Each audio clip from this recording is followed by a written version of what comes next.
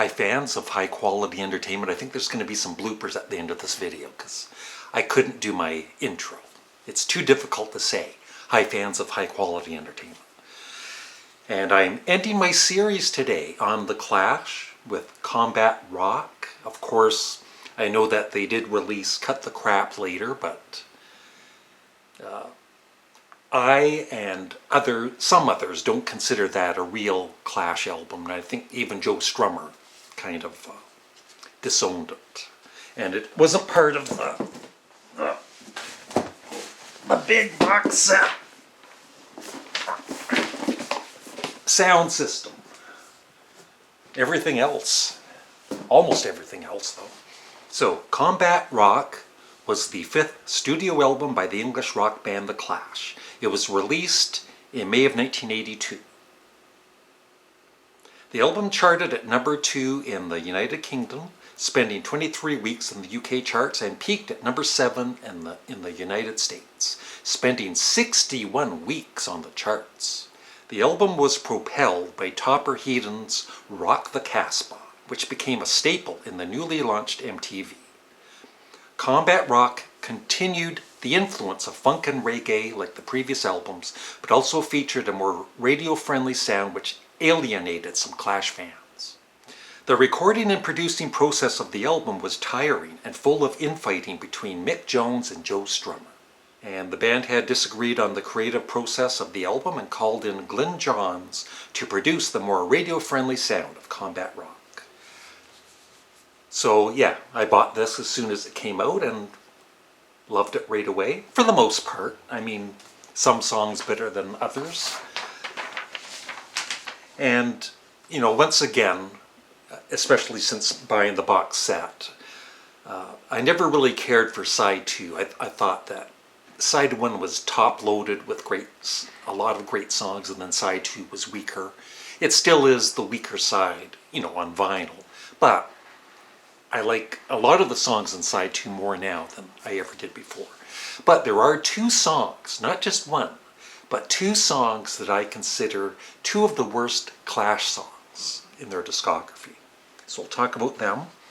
My 3 favorites, there's more than 3, but I guess my top 3 would be the opening track, Know Your Rights, Straight to Hell, and Ghetto Defendant with the guest Allen Ginsberg, the poet. Just something about that song and the way he's reading his poetry with Joe singing. I understand some people not liking it, but I don't know, I love it. Yeah, my 2 least favorites, usually I just pick one, but this time I'm picking 2. They are Red Angel Dragnet. The music is good, but the spoken word by Paul Simonon and Cosmo Vinyl, one of their guest stars, just the way they read the words, it's just annoying and kind of not good. And the other one is the last track, Death is a Star.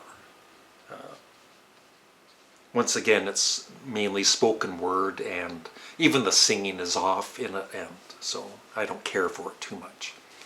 But other than that, Know Your Rights is awesome. Car Jamming, I absolutely love. Should I Stay or Should I Go?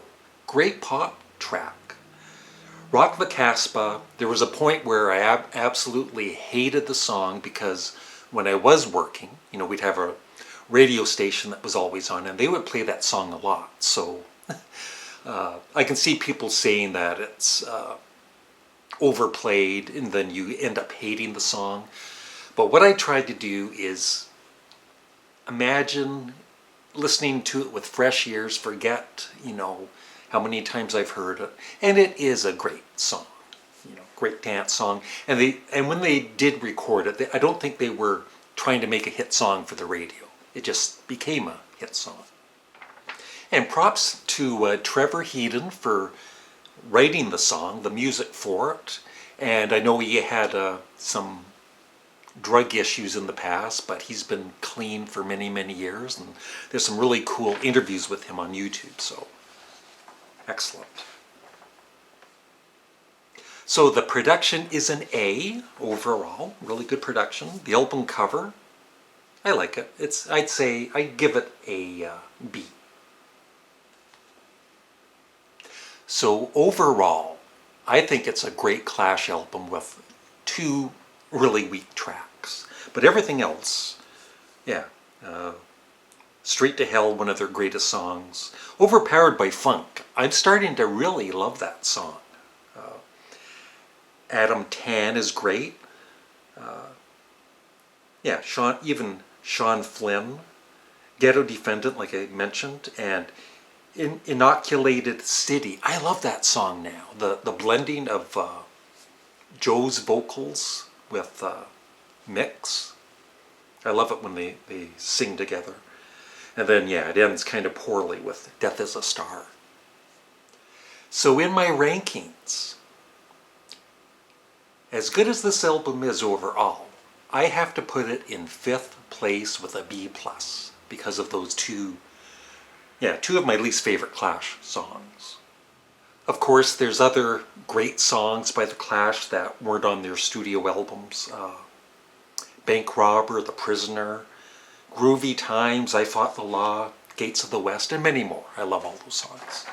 And I might, in the near future, make a top 10 Clash songs list.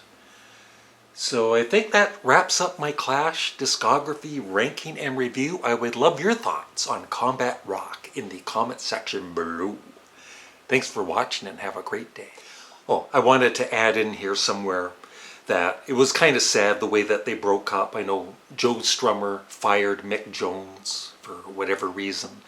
And then I think, within a year or so, he kind of regretted that and even asked him to come back into the Clash. And Mick Jones at that time had started up Big Audio Dynamite, which was doing really well. So he declined. But it was really good that they kind of made up again, and actually Joe Strummer and Mick Jones played together, I think, just a few days before, sadly, Joe Strummer's passing. So at least they got to play together one more time. But I would say the Clash, when you talk about, they're labeled a punk band, I see them more than a punk band. But even if they are just a punk band, they are the #1 punk band, because as somebody else mentioned with Sandinista, punk is doing whatever the heck you want, not just making these, quick, fast punk songs, but, doing reggae and everything else and experimental stuff.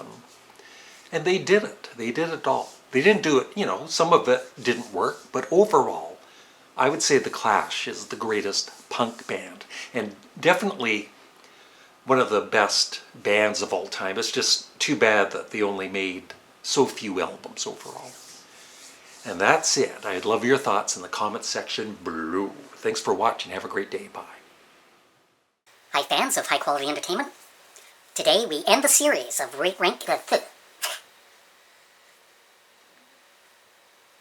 Hi fans of high quality